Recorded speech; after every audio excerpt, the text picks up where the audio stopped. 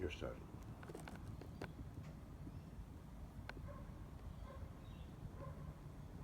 Would you like great? Thank you. Hi, I'm Doughty from Material Obsession, and I'm sitting here with two of my all-time favorite people in the world, Mably and Kaffe Fassett. And I just want to share a little bit of a quiet moment with them, because this is sort of what it looks like when they're not teaching workshops, where I've got Kaffe working on a binding for one of my new quilts, and I've got Brandon working on one of my tapestries. So really, you may think this is all about them, but it's actually all about me. So I'm really excited to have Kaffe and Brandon back in Australia. This is the 6th time that Material Obsession has hosted them here. And as we were having breakfast this morning, I started wondering just what the differences were for them, having been here all these times. Like, what have you seen evolving in the quilt industry? What have you seen evolving with your customers in the classes? How are people's reactions to the fabrics changing over time? I mean, one of the things I feel is the Australian quilt market. They're very brave, and I think they're affected by the light, the colours of the landscape. And one of the things that Kaffe has always said is Australians are fantastic applique artists. Right. They are not afraid of using fabric and in an individual way. Absolutely.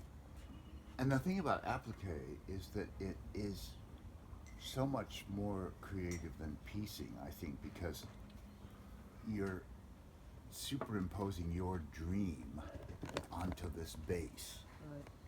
It's just a very special thing, isn't it? Yeah, and I think well, for me, and I'm actually on this theme at the moment with the applique, that it gives you your own personal voice. So no matter what you're doing, you can actually personalize it like you can't do when you're piecing. Piecing says what fabrics you like. And that's what we're trying to do, is not turn people into what we are, but try and find something in themselves. Yeah, and I find that a really interesting thing to try to communicate to the people in your workshops, is they think that they need to just use your fabrics. Mm-hmm.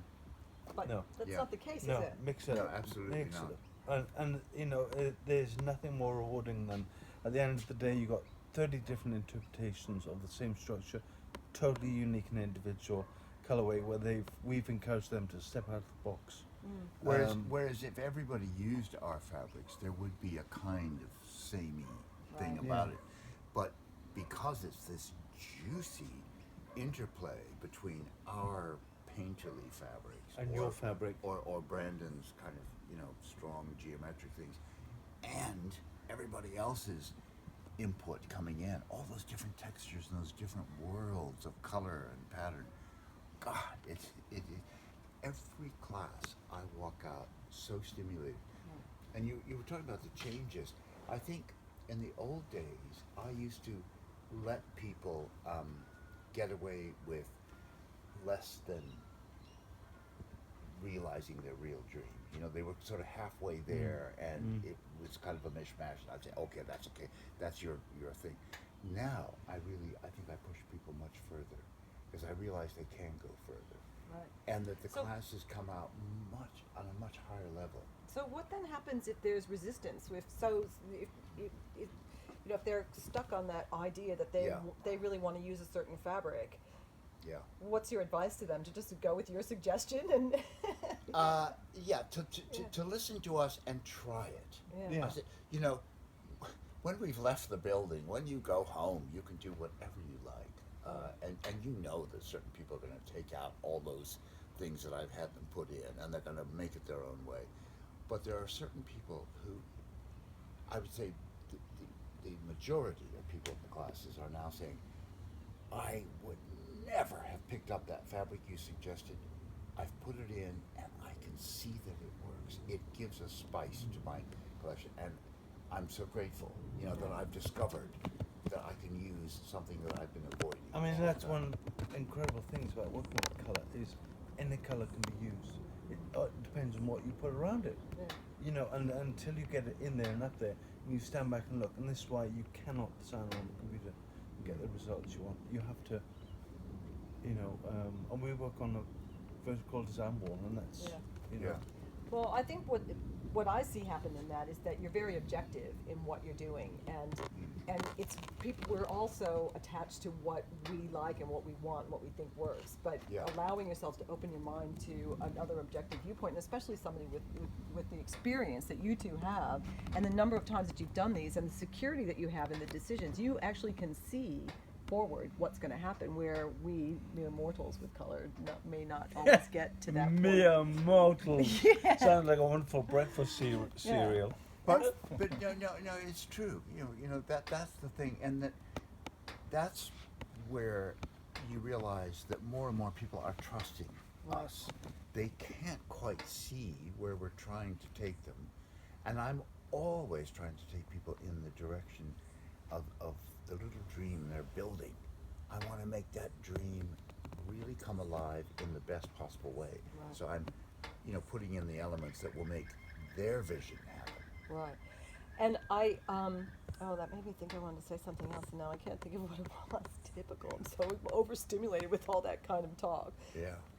So the workshops that we're doing this week Yeah. are from your two books, Yeah. Quilts in Ireland, and we'll be doing the The diamond class. quilt. Their Yeah. version, Yeah, their own colorway. their own colorway version of Yeah. that, and I've seen lots of very different things coming out of the New Zealand workshops. Right. But and this is a pattern that you've done before, but I am Smaller seeing scale diamonds.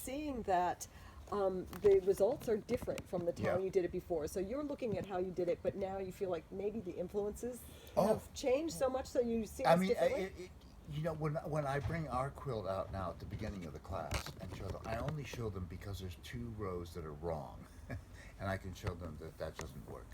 But what is really fascinating is how much better everybody's quilts are, and how much more juicy Yeah. and exciting. That's a springboard for them to do something that's really Yeah. using that Well, format. when yeah. you say we've done this before, this is a smaller scale diamond, Yeah. and it has more impact. Yeah. Right, so you're capturing a smaller Yeah. piece of fabric. I've always loved that quilt, and I can't wait to see what happens. And then the other quilt that we're doing, this one's the Thursday workshop, is the Yeah. zigzag quilt. Oop, maybe I Yeah, should hold it right upside down. side up. Yeah, Yeah. Well, we are in Australia. yeah, we're we're hanging off the side of the Earth now, the Yeah. underside The of the other Earth side of now, the world so- for us. I know. Just try and get your bearings in town. It's crazy. So we've got both of those workshops, one on Yeah. Thursday and one on Saturday, and we've got the lecture on Wednesday night, which is always an extraordinary burst of color and Yeah. slides and Yeah, Yeah. conversation. that's a visual impact. Because it's not about talking about. And I hope Well- people bring their husbands to the talk, because it's about the whole world of travel and creativity and what you see in the world, much more than any kind of technical. Well, I'm glad that you said that, because one of the things that I've always learned from you is to be observant as I Yeah. move through the earth. And I remember the first time I met you, and you talked about being a traveler and how that makes you more aware of your environments because there's not that much of the sameness around. And Yeah. that's one of the things I've appreciated the most, is that awareness. And I think in situations where you're living with other people, that's quite a good thing to Yeah. keep in mind.